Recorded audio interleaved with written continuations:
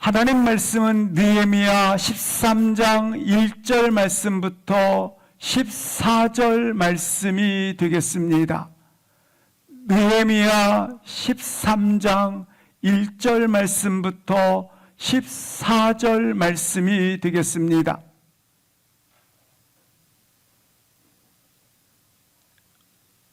함께 합독하십니다.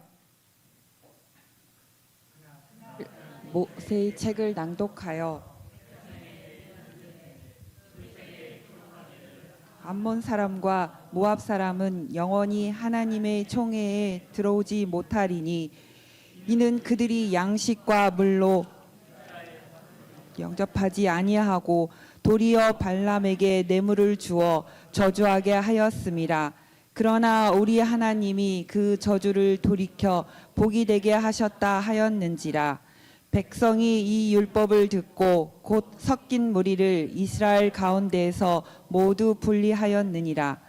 이전에 우리 하나님의 전의 제사장 엘리야십이 도비아와 연락이 있었으므로 도비아를 위하여 한 큰 방을 만들었으니 그 방은 원래 소재물과 유향과 그릇과 또 레위 사람들과 노래하는 자들과 문지기들에게 11조로 주는 곡물과 새 포도주 제사장들에게 주는 거제물을 두는 곳이라. 그때에는 내가 예루살렘에 있지 아니하였느니라.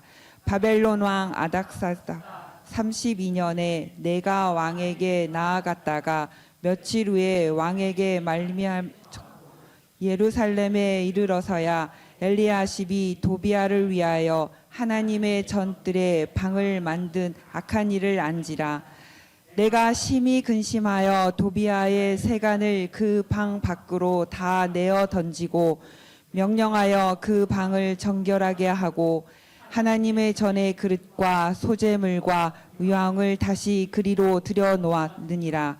내가 또 알아본즉 레위 사람들이 받을 몫을 주지 아니하였으므로 그 직무를 행하는 레위 사람들과 노래하는 자들이 각각 자기 밥 도망하였기로 내가 모든 민장들을 꾸짖어 이르기를 하나님의 전에 어찌하여 빈바되었느냐 하고 곧 레위 사람을 불러 모아 다시 제자리에 세웠더니 이에 온 유다가 곡식과 새 포도주와 기름의 11조를 가져다가 곳간에 드림으로 내가 제사장 셀레마와 서기관 사독과 레위 사람 부디아를 창고지기로 삼고 마따냐의 손자 삭굴의 아들 하난을 범으로 삼았나니 이는 그들이 충직한 자로 인정됨이라. 그 직분은 형제들에게 분배한 일이었느니라. 이미 이 일로 말미암아 나를 기억하옵소서. 내 하나님의 전과 그 모든 직무를 위하여 내가 행한 선한 일을 도말하지 마옵소서. 아멘, 아멘. 우리는 자기 인생의 길을 성공과 실패 길로 분류하지 않습니다. 왜냐하면 우리 앞에 매일같이 다가오는 또 다른 문이 있기 때문에 그렇습니다. 우리 앞에 다가오는 또 다른 그 문, 또 다른 인생의 그 문을 사랑과 충성과 믿음으로 여시기를 바랍니다. 새 마음으로 그 문을 열어야 합니다.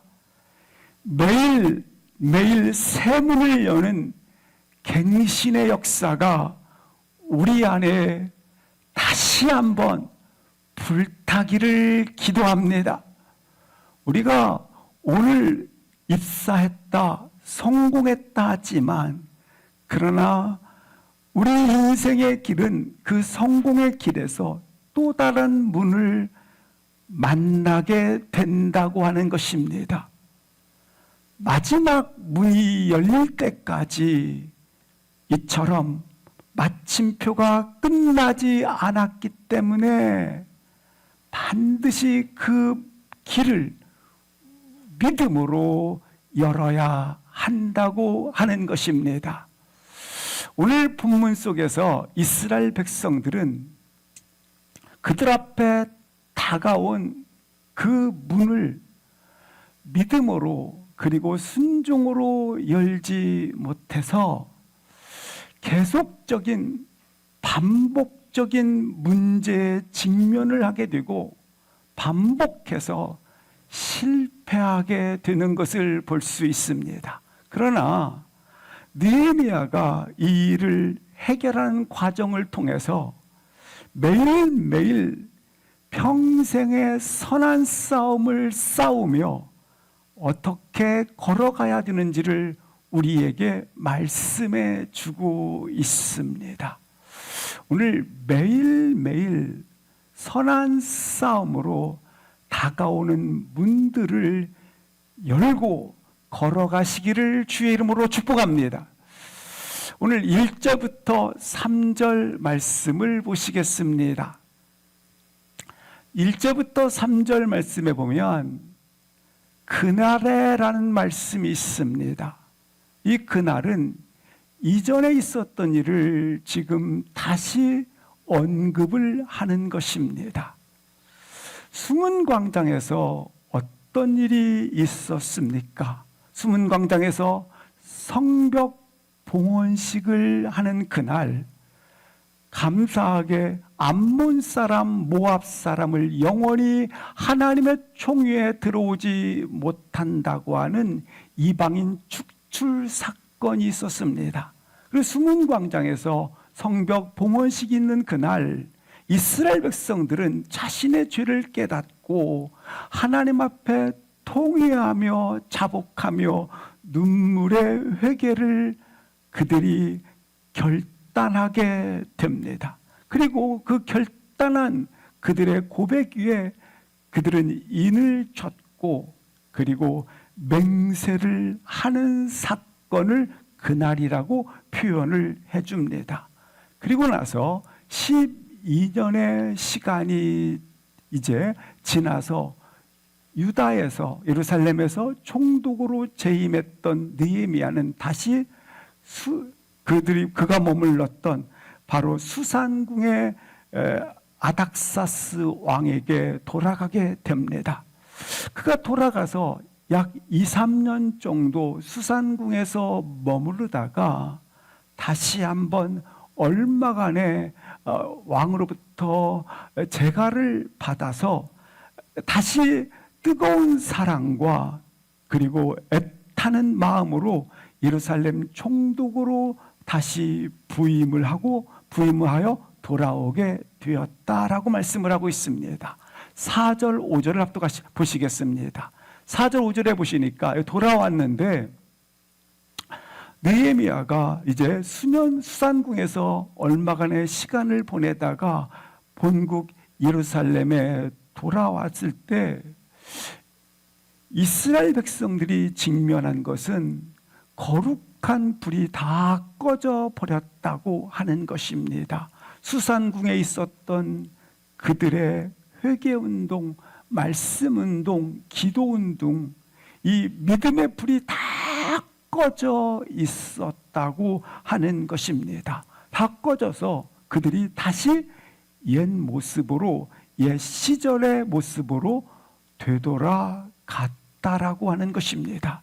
하나님을 향한 그와 같은 뜨거운 열정과 헌신이, 사랑이, 믿음의 불이 다 꺼져 있는 것입니다. 그래서 이스라엘 백성들은 결국 옛 모습으로, 이전의 삶으로 돌아가 동일한 문제 앞에서 넘어지고 반복해서 실패하고 있는 장면이 오늘 본문이 된다고 하는 것입니다. 그렇다면 어떻게, 무엇 때문에 그들이 반복해서 그 문제에 직면을 하고 그리고 이처럼 수년간 그들 가운데 거룩한 불이 다시 꺼지고 말았는가? 5절 말씀을 보시겠습니다. 그것은 어떤 일 때문에 그랬는가?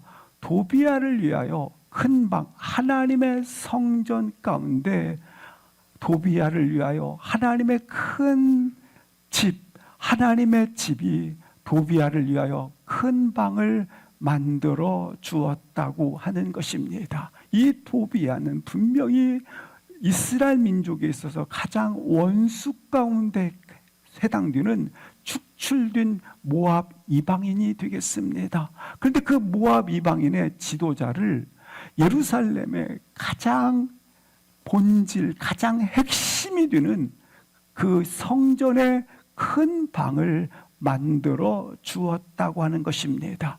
누가 그랬는가? 물론 이스라엘 전체가 그와 같았지만 4절 말씀해 보시면 그 하나님의 전에 집을 맡고 있었던 제사장 엘리야십이 도비야와 연락이 있었으므로 도비야와 친교적 생활을 계속 누리다가 이렇게 5절 말씀처럼 큰 방을 내어 주었다고 하는 것입니다.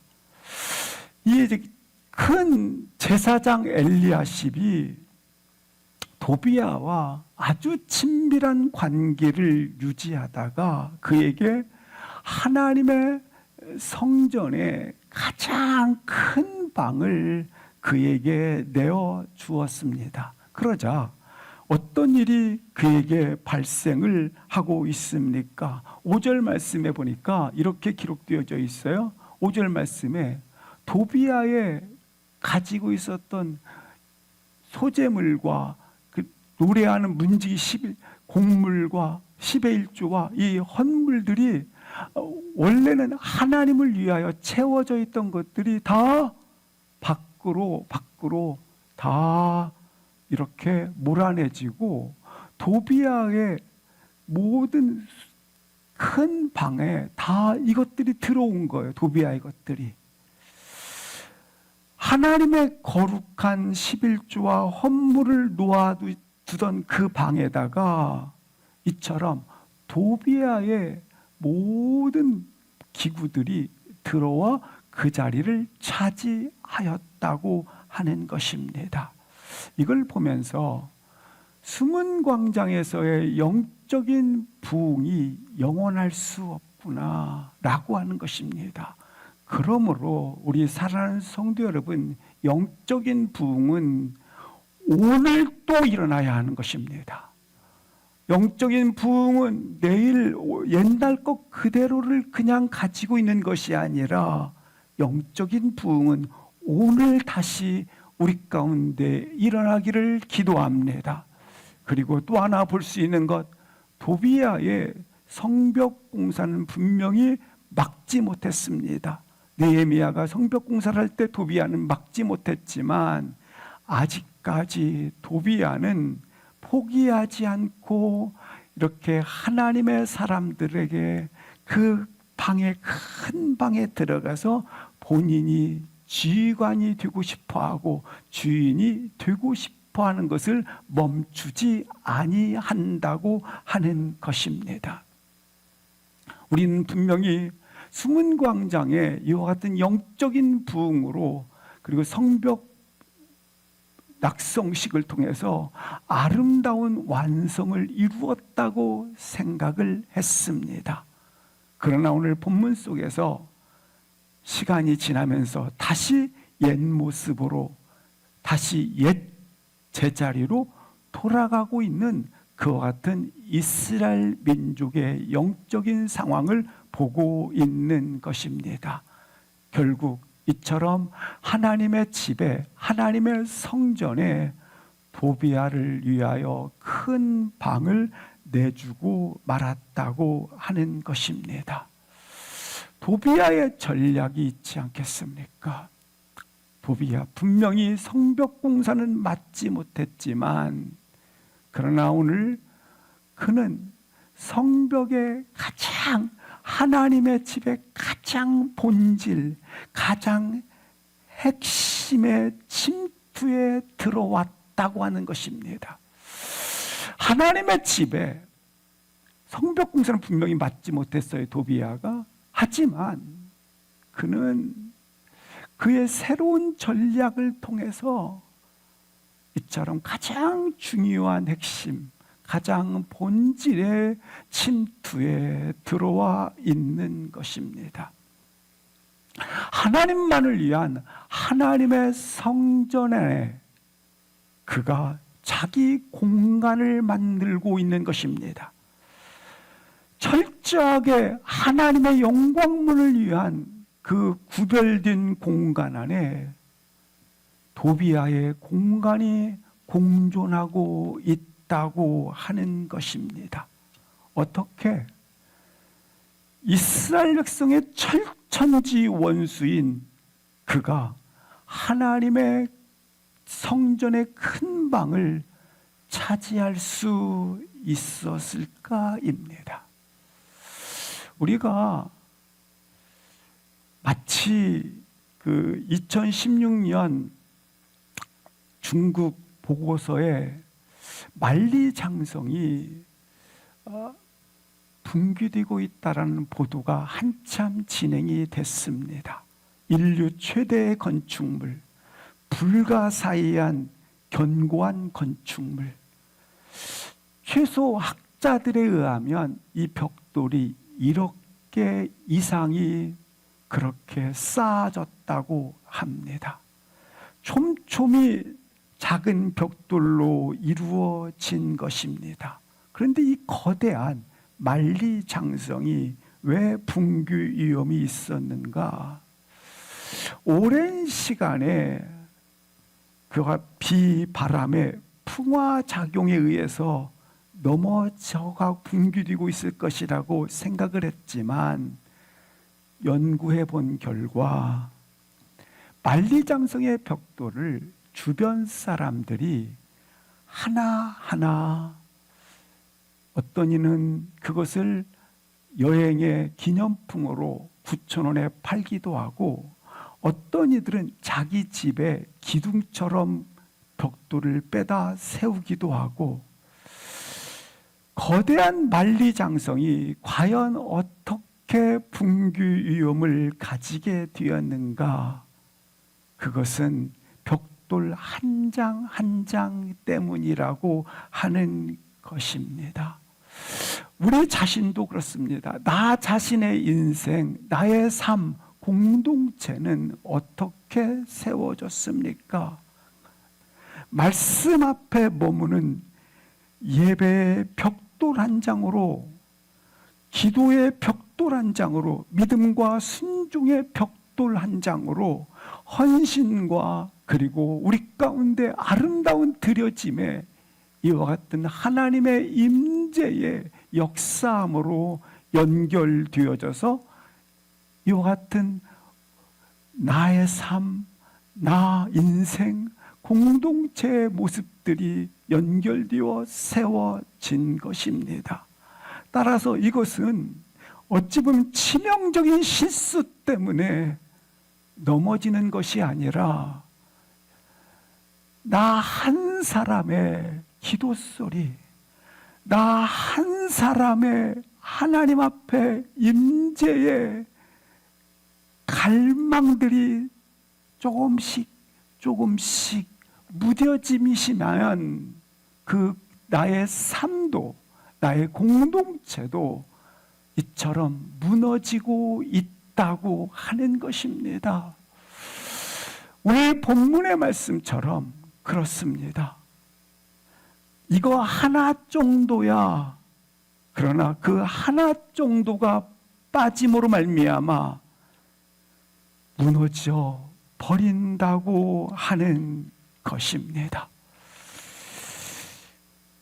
우리 영혼에 촘촘히 세워진 하나하나의 이 벽돌로 세워진 그 연결되어진 세워진 그것들이 우리 인생의 삶이, 우리 인생의 공동체가 엄청난 실패와 실수 때문에 무너지기보다는 이와 같이 촘촘히 세워졌던 연결되었던 벽돌 하나가 나 하나 정도야, 나 한 번의 기도 정도야, 이게 빠짐으로 말미암아 이게 마치 그 공간이 빠지니까 어떻게 됩니까? 허물어지는 것이 조금씩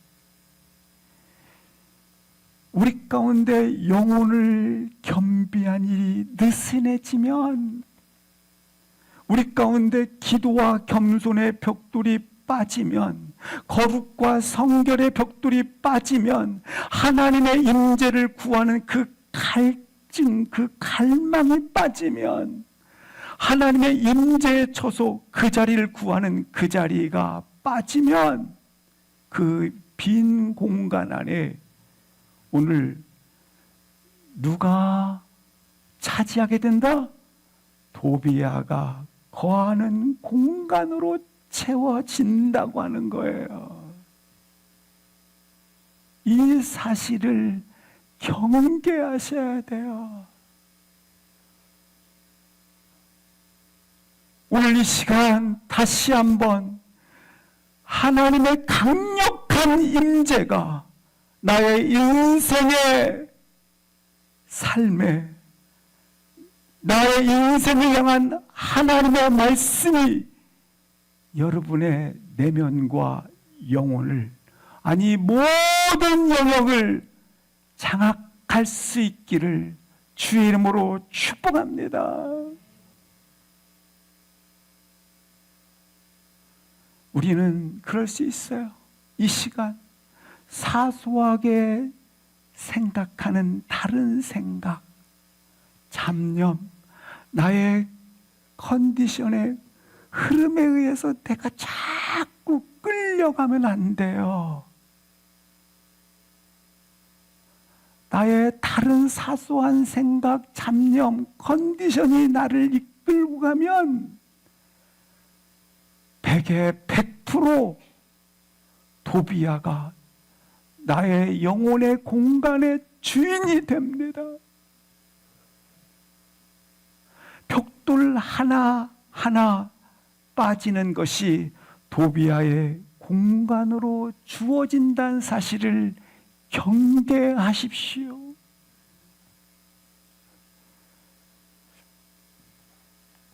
그래서 이 시간에도 영혼의 경계선을 세우고 정신을 차려 주의 음성을 청종할 수 있기를 주의 이름으로 축복합니다.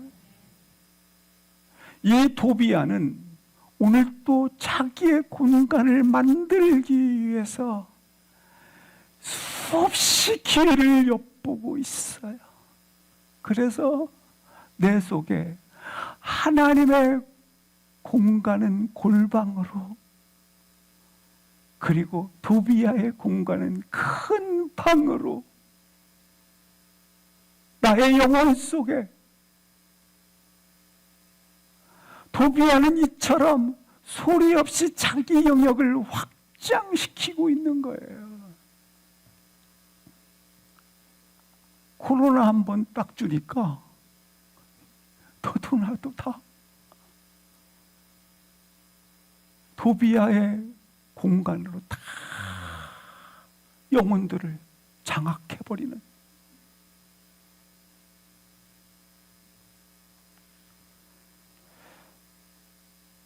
도비아가 어떻게 하나님의 성전 중심까지, 본질까지, 핵심까지 자기 영역을 파고들 수 있었어요.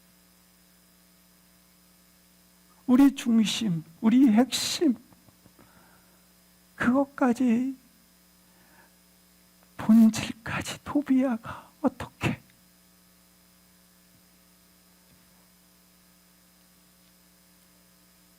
당시 제사장이었던 엘리야십이 하나님의 성전 관리자 아니었습니까?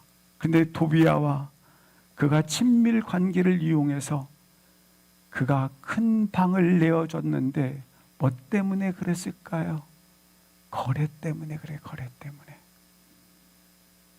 성전에 방을 내주는 대신 눈에 확실히 보이는 이득과 특혜와 혜택을 제공받는다라고 하는 그와 같은 눈에 보이는 보상 때문에 말이죠. 우리도 하나님을 위한 공간으로 가득 채워져 있다가 도비야가 눈에 보이는 어떤 보상을 제공을 하게 되면 너로 재정적 보상을 하겠다, 너로 사회 권력을 차지하는 보상을 주겠다, 너로 쾌락에 따른 어떤 심리적 보상을 주겠다, 피부로 만족되어지는, 느껴지는 만족을 주는 것을 보상하겠다 하면 하나님만을 위한 그 공간이 조금씩 벽돌 하나 빠지듯이 내어주고 만다라는 거예요. 그러나 엘리야십 제사장이 알아야 할 것이 하나 있어요. 그가 얻는 눈앞의 이익 때문에 지금 그가 희생하고 있는 것이 무엇인지를 말이에요. 당신이 그 눈에 보이는 만족 때문에 진짜 알아야 할 것, 하나님의 공간이 희생되고 있다는 사실을 아셔야 돼요.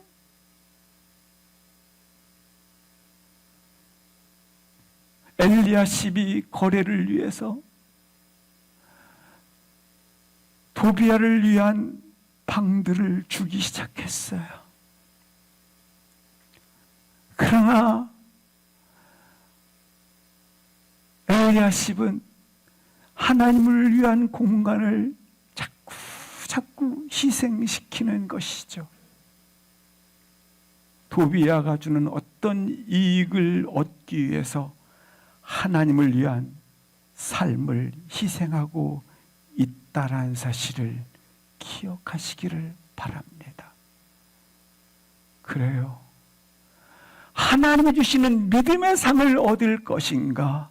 도비야가 주는 눈에 보이는 어떤 이익을 얻을 것인가?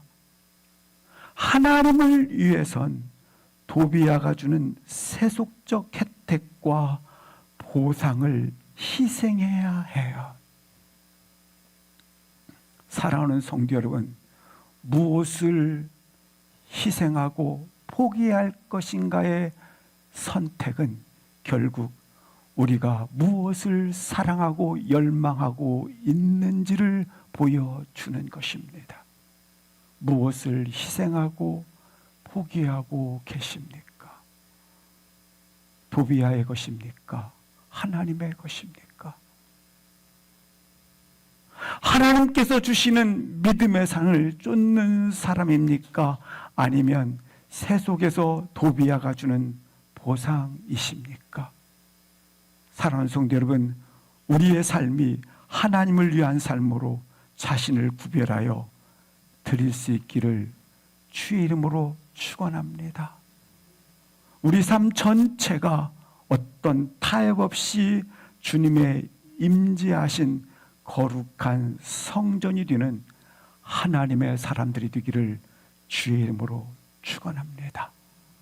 여러분의 영적인 벽돌 한 장, 기도의 벽돌 한 장, 말씀이 있는 예배의 벽돌 한 장, 헌신의 드림이 있는 벽돌 한 장을 지키시기를 기도합니다. 이 시대의 부흥은 무엇입니까? 어떤 다른 부흥이 아니에요. 오늘 우리는 부흥이에요. 6절, 7절 말씀을 보시겠습니다. 먼저 7절 말씀을 보시면 도비야를 위하여 하나님의 전뜰에 방을 만드는 악한 일을 하였도다. 도비야를 위하여 하나님의 전뜰에 방을 만드는 악한 일을 하였도다. 이런 일이 일어날 수 있었던 것은 6절 말씀이 되겠습니다. 거기에 누가 없었더라? 내가 예루살렘에 있지 아니하였기 때문이다. 느헤미야의 부재입니다. 느헤미야가 있었다면 결코 이런 일이 있을 수 없었을 텐데 그의 부재가 이런 일을 일으켰도다. 이것이 바로 한 사람의 영향력입니다.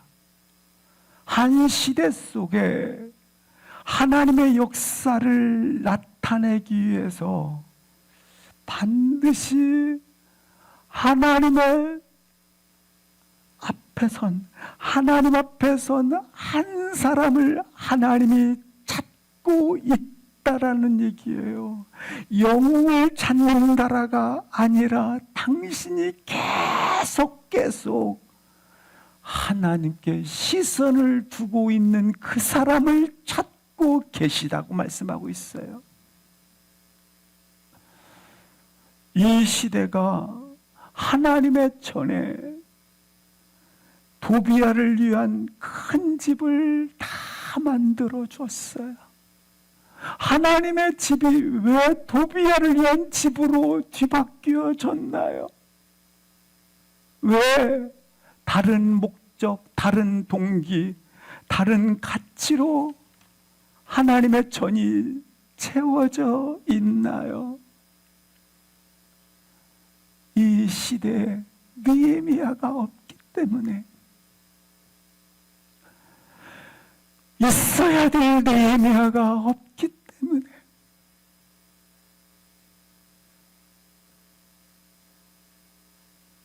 저와 우리 사랑하는 여러분이 느헤미야가 아니기 때문에, 느헤미야의 부재는 시대의 어두움을, 느헤미야의 머물러 있는 그곳은 시대의 부흥을,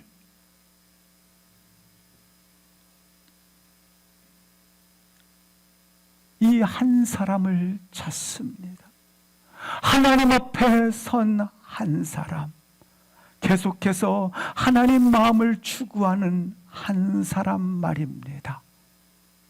그 한 사람이 다시 한번 여러분이 되시기를 주의 이름으로 축복합니다. 그리고 이 한 사람을 여러분에게 적용하세요. 여러분 한 사람 한 사람이 느헤미야로 서세요. 그러면 그 한 사람을 통해 한 시대, 여기 시대가 살아나지 않습니까? 그 시대가 구원받지 않습니까? 그 한 사람을 통해서 한 시대를 회복시키시고 구원을 하시게 됩니다. 다시 한번 한 시대의 부흥의 한 사람으로 서 있게 하여 주옵소서. 우리 한번 그냥 누군가를 향해서 당신이 이 시대의 느헤미야입니다. 한번 크게 선포해 주시기 바랍니다. 당신이 이 시대의 느헤미야입니다. 아멘. 그리고 믿음으로 고백하세요. 내가 이 시대의 느헤미야입니다. 시작. 내가 이 시대의 느헤미야입니다. 8절부터 9절 말씀을 보시겠습니다. 이때 느헤미야의 처방은 무엇입니까? 느헤미야의 처방은 오늘 도비야의 세간을 그 방으로 다 내어 던졌습니다. 그리고 9절 말씀에 보면 도비야가 사용했던 그 방을 정결하게 하였습니다. 뿐만 아니라 도비야의 것들로 채워졌던 그 전이 원래 상태로 그 집이 채워졌습니다. 그릇, 소재물, 유양 다 그리로 들여놓았느니라 채워졌습니다. 도비야는 쫓겨났고 그리고 오염되었던 그 방은 정화되었고 방은 원래 목적에 따라서 그 기능이 회복이 되었습니다. 보세요. 다시 하나님의 집에 헌물과 그리고 10의 1조로 채워지기 위해서는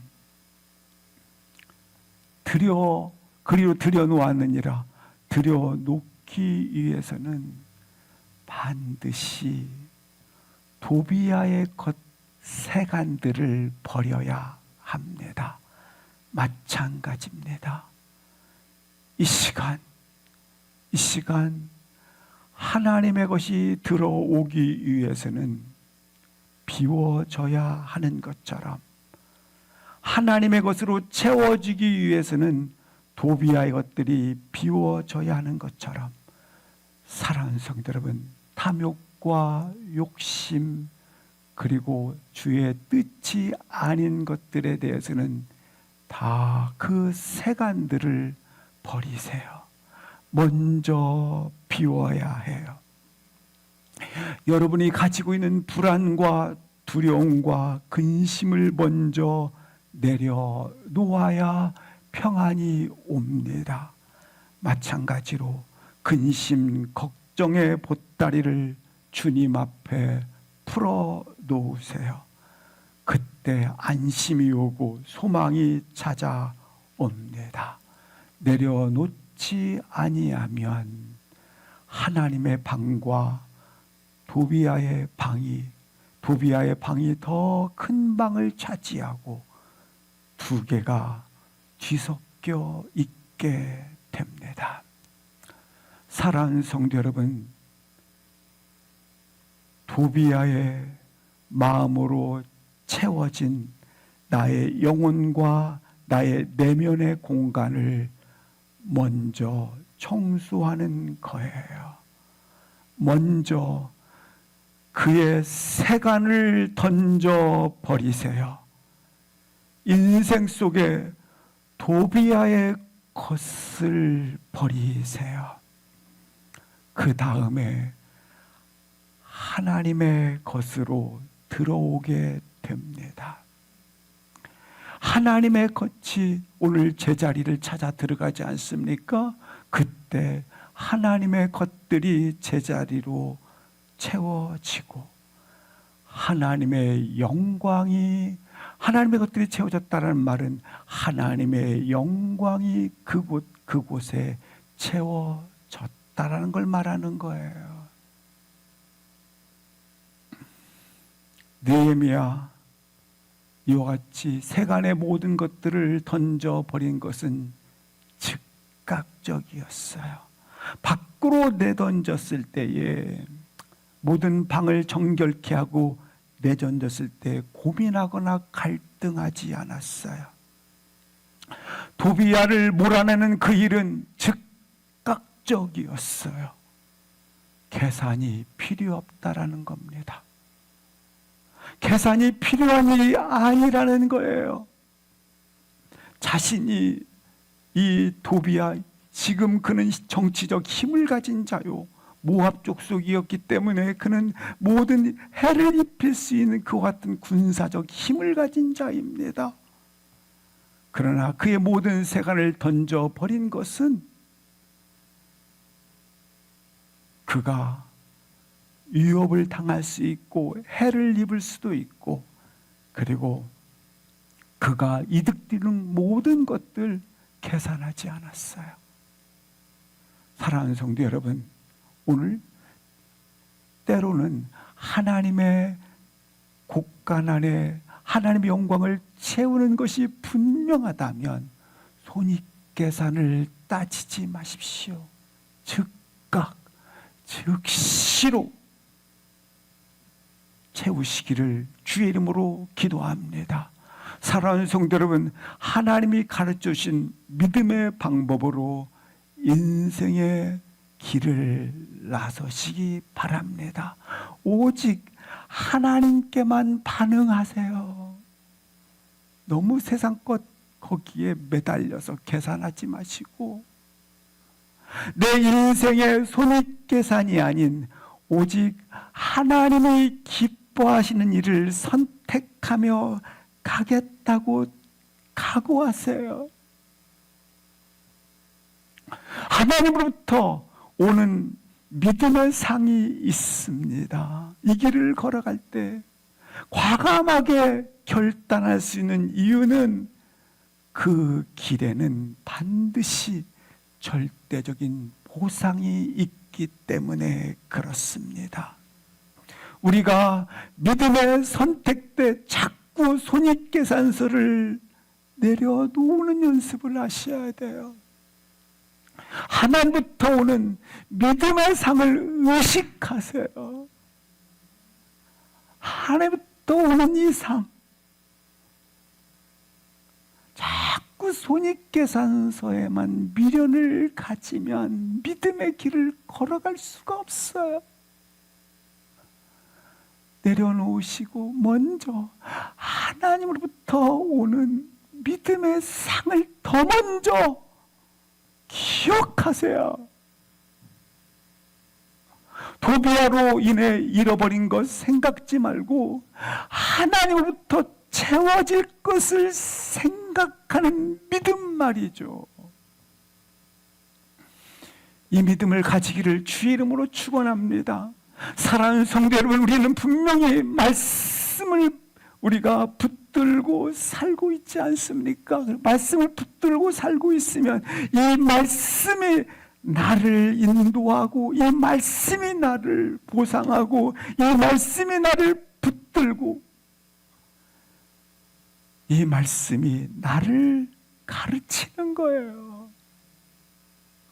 그러므로 하나님 말씀 붙들고 살기로 결단하십시오. 하나님의 가치로 인생을 살겠다고 결단하는 거예요. 사랑하는 성도 여러분, 두 마음을 품지 마세요. 여러분 인생의 다른 계산에 따르지 마세요. 오직 믿음으로 말씀 따라 사는 거예요. 오늘 나의 예배, 삶의 영역 속에 잠입해 들어온 모든 도비아의 공간을 적결해 버리십시오. 다시 정결케 되는 역사 있기를 주의 이름으로 축원합니다. 다시 우리 안에 그때 하나님의 일이 시작되어지고 다시 하나님의 영광이 우리 안에 거하는 거룩한 역사가 있기를 축복합니다. 10절 11절 보시겠습니다. 여기 먼저 11절 말씀을 보시겠습니다. 보니까 하나님의 집이 어찌하여 버려졌는가? 하나님의 집이 버려졌어요. 근데 이스라엘 백성들이 지금 같은 문제로 반복해서 직면하고 있고 무너지고 있어요. 산발락과 도비아가 유다 민족과 통혼하는 문제로 인해서 12절 말씀을 보시겠습니다. 어떤 일이 있었느냐면 여기 보니까 곡식 세포도 첫 열매를 말하는 거고 10의 1조를 레위인들이 곡간에 채워야 돼요. 근데 그 곡간에 채우지 않았어요. 채우지 않자 10절 보시겠습니다. 10절에 레위 사람들이 몫을 주지 않으니까 각각 자기 밭으로 도망을 가버렸어요. 도망갔어요. 세 번째 15절 말씀을 보시겠습니다. 15절에 보니까 또 어떤 일이 있었냐면 안식일에 음식을 팔고 상거래가 있게 되었다고 하는 것입니다. 이 문제, 세 가지 문제를 계속 반복해서 지금 문제를 직면하고 있었다라는 거예요. 이게 우리의 현주소 아니겠습니까? 인생의 문제는 반복이에요.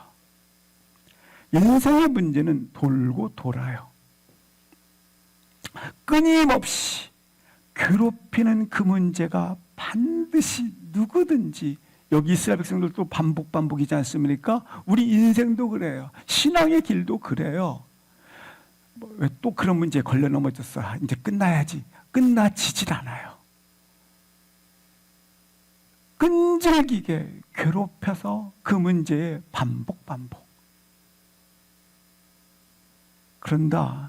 그러나 여기에서 한 가지 믿음의 사람들은 마치 시소처럼 업앤드 다운 이렇게 좀 반복하지만 도약하고 그리고 마치 낙차가 다른 것처럼 이와 같은 반복 상태 속에서 그 다가오는 문 앞에서 넘어짐이 있고 또한 실패가 된다 할지라도 그냥 지나가는 거예요.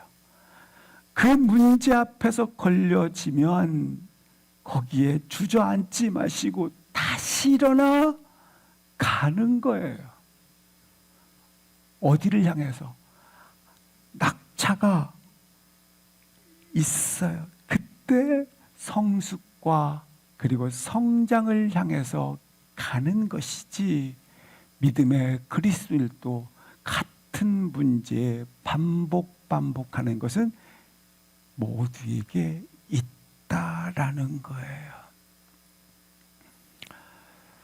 오늘 사랑하는 성도 여러분, 혹시 넘어져 있습니까? 벽돌 하나가 느슨해져서 이 도비아의 공간으로 지금 내가 내어준 자리가 있습니까?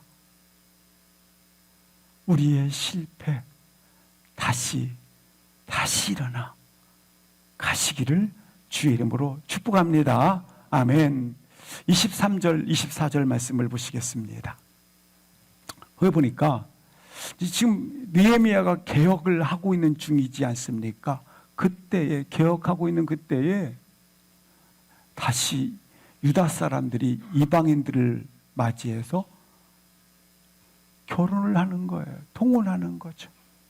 그렇게 금지했지만 하고 있어요. 24절 보시겠습니다.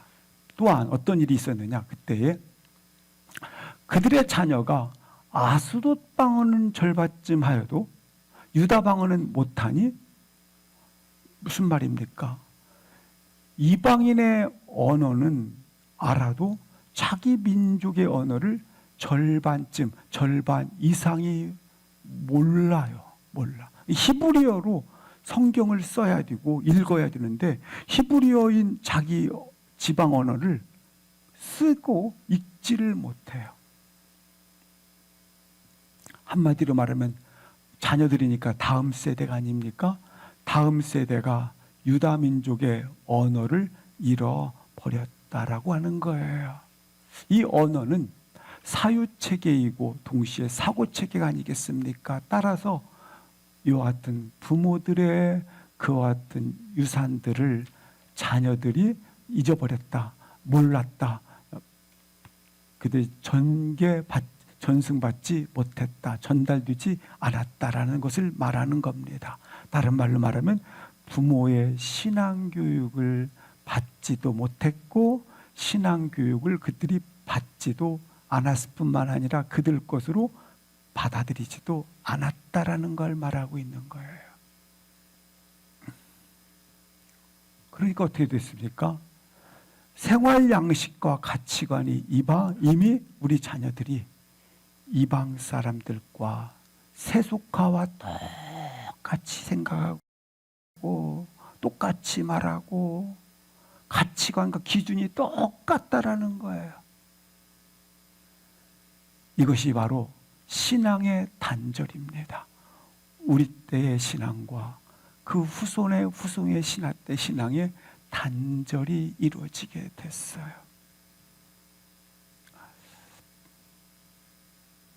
여러분, 한 시대의 영적인 문제는 그 시대로 끝나지지 않아요. 한 시대의 영적인 문제는 다음 세대로 연결돼 있어요. 인생은 속절없이 지다가 버려요. 그런데 속절없이 아무런 준비 없이 다음 세대가 열려요. 다음 세대가 준비 없이 열리다 보니까 다음 세대가 성경을 읽지도 않고 쓰지도 않는 세대가 돼버렸어요. 이것을 사사기 2장 10절에는 이렇게 표현합니다. 다음 세대가 아니라 그 후에 일어난 다른 세대가 돼버렸어요. 다른 세대 말이죠. 이때 이 세대 가운데 우리는 어떻게 해야 되는가?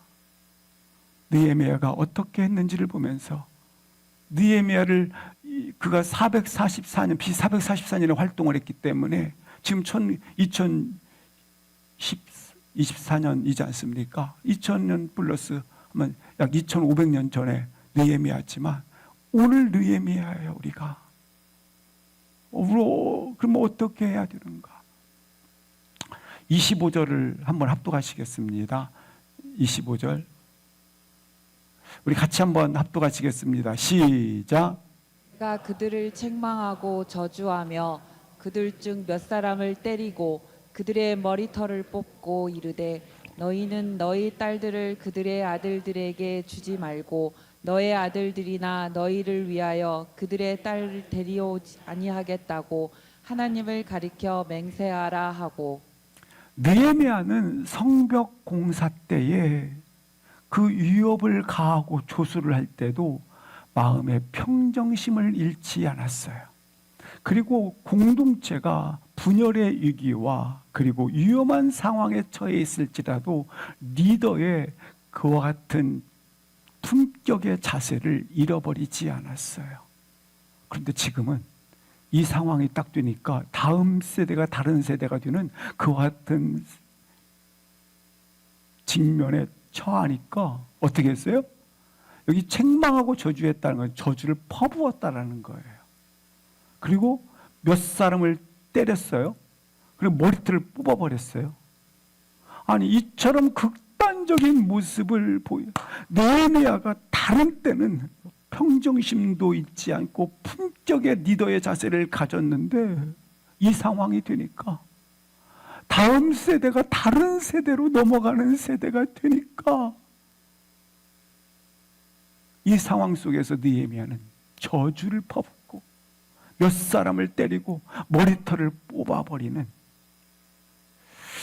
극단적인 부분을 보여주고 있습니다. 왜? 다음 세대에 하나님의 말씀과 그 말씀의 권위를 일으키기 위해서 진리를 수호하기 위해서 사랑하는 성들은 나도 동일하게 이 시대를 이렇게 품는 마음을 가질 수 있기를 주의 이름으로 축복합니다. 시대의 멱살을 잡아서라도 시대의 머리털을 뽑아버려서라도 하나님께로 돌아올 수 있도록 지금 나에게 주님이 하시는 말씀 정신 차리라는 거. 정신 차려라. 환난과 핍박 가운데서도 말씀을 선포할 수 있는 사람, 시대의 머리를 끄잡아서라도 하나님께로 인도하고자 하는 헌신의 열정을 가질 수 있는 사람,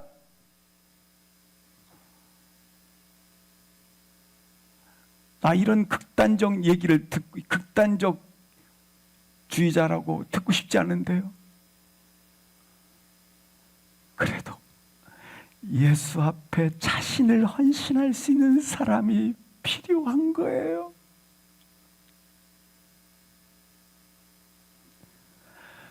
우리가 25절의 마음을 품지 않으면 여지없이 다음 세대는 신앙의 단절인 다른 세대로 일어나게 돼요.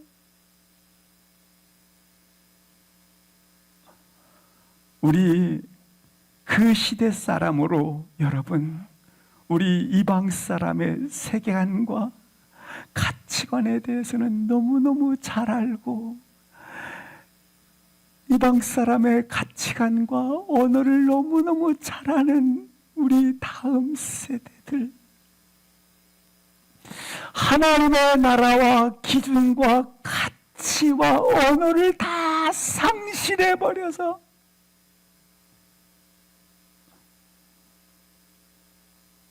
그런 세대들, 그런 가운데 이 코로나 때문에 다 적당한 진화, 적당한 합리화, 너무나 많은 핑계가 난무해요. 믿음이 뒤로 침륜에 빠져버리고, 예배의 중요성을 잃어버리고, 하나님에 대한 갈망을 잃어버리고, 다 이해를 해버려요. 다 그럴 때가 그런 때지. 아니에요. 부흥이 있어야 해요. 이 시대에도 우리 하나님이 주신 부흥을 사모할 수 있기를 주의 이름으로 사모합니다. 그것은 갈망이요, 그것은 타는 목마름이요, 어찌 보면 그것은 헐떡이는 굶주림이에요. 여러분, 이 시대를 향해서 우리가 부흥의 횃불을 들어야만 우리의 다음 세대가 하나님을 경외하는 다른 세대가 아닌 민족으로 세워질 줄 믿습니다. 우린 이런 시대에 느헤미야가 되기를 바랍니다. 시대의 멱살을 잡아서라도 주님의 말씀 앞에, 주님의 진리의 말씀에 서 있는 그 한 사람, 믿음의 사람이 되기를 주의 이름으로 축원합니다. 마지막으로 한 가지만 기억하시기 바랍니다. 14절 말씀을 보시겠습니다. 내 하나님이여 나를 기억하옵소서. 22절 말씀을 보시겠습니다. 내 하나님이여 나를 기억하옵소서. 31절 말씀을 보시겠습니다. 내 하나님이여 나를 기억하옵소서. 느헤미야 오늘 마지막 장 마지막 절입니다. 우리 1장부터 13장까지 1년 정도 느헤미야 말씀을 묵상해 왔습니다. 느헤미야 말씀을 책을 필 때에 기도로 책이 펴졌습니다. 그리고 기도로 느헤미야가 맞춰지고 있습니다. 그는 어떤 공격과 위협 앞에서도, 모든 시련과 고난 앞에서도 오늘 나의 하나님이여 나를 기억하옵소서 기도합니다. 그는 기도 없이 부흥과 개혁운동을 일으킬 수 없었습니다. 기도를 통해서 일으켰습니다.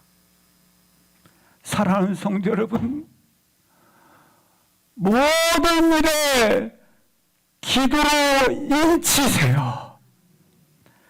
기도가 여러분의 인생에 오늘 본문처럼 처음이며 마지막 길이기를 바랍니다.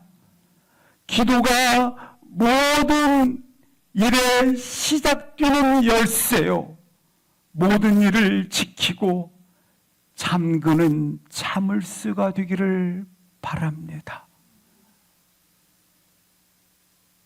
기도 없는 기대는 마치 신기류에 불과합니다.